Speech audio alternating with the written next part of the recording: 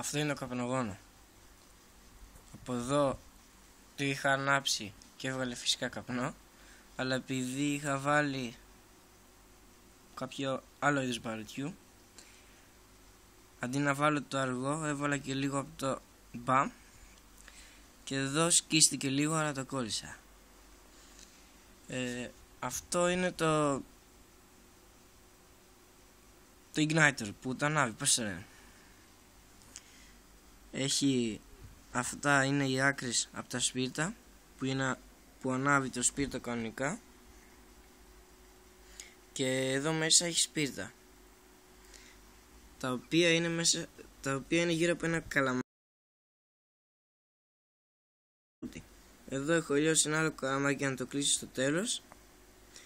Του έχω βάλει ένα πραγματάκι για να μην φύγουν τα σπίρτα, να το σιγουρέψω, και αυτό είναι το πίσω μέρος από μια κουρτίδα.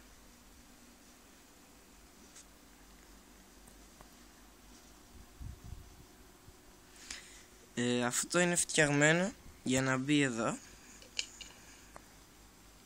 αφού πρώτα το γεμίσουμε, επειδή τώρα δεν έχω τις κατάλληλες προμήθειες.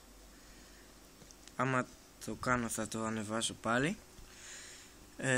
Αυτό εδώ θα το κολλήσουμε λιώνοντας ένα καλαμάκι εδώ στη γωνία, βασικά γύρω από αυτό, και τραβάμε αυτό με δύναμη.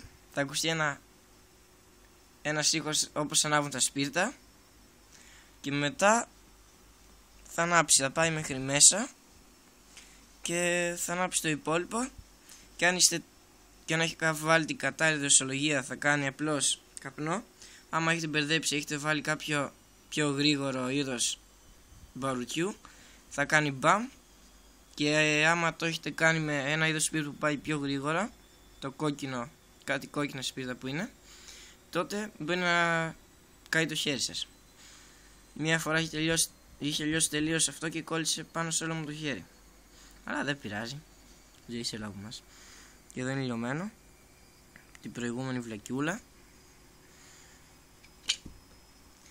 Εδώ δεν ξέρω αν φαίνεται καλά, αλλά μέσα έχει μαυρίλα το μπαρούτι και λίγη σκόνη εδώ, λίγο μπαρούτι καμένο από πάνω. Ναι, αυτό. Εντάξει.